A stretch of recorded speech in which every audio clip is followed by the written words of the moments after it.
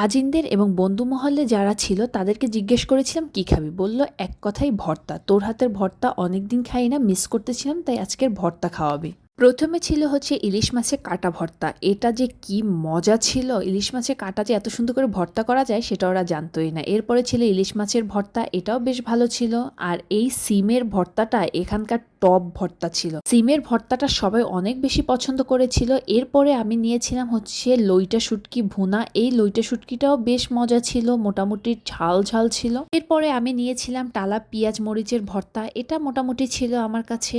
পেঁয়াজ এবং মরিচের ভর্তাটা দিয়ে ভাত কমপ্লিট করার পর আমি নিয়েছিলাম পিঙ্ক আলু ভর্তা। সাধারণত আলুর কেজি 20 টাকা হলেও এই আলুর কেজি কিন্তু 80 টাকা। এটা ময়মনসিংহের আঠালো আলু, যারা চিনেন তারা তো চিনেন, আর যারা চিনেন না বাজারে গেলেই পেয়ে যাবেন। আর এরপরে ছিল তিসি ভর্তা, তারপরে নিয়েছিলাম চ্যাপা শুটকি ভর্তা। এই ভর্তাটা দেখতে যতটা লাল আর খেতে ছিল ঝাল। যারা ঝাল পছন্দ করছিল তাদের কাছে কিন্তু এটা খুব ভালো লেগেছে বলেছিল। আর এরপরে ছিল হচ্ছে এখানে চিকেন ভর্তা। এই ভর্তাটা ছিল অসম্ভব মজা, সবাই একদম চেটেপুটে খেয়েছিল। আর আমার বেস্ট ফ্রেন্ডের রিকোয়েস্টে তৈরি করেছিলাম দুন্দুল দিয়ে মুগ ডাল। এটা ওর অনেক প্রিয়, তাই ওর জন্য এটা স্পেশালি তৈরি করেছি।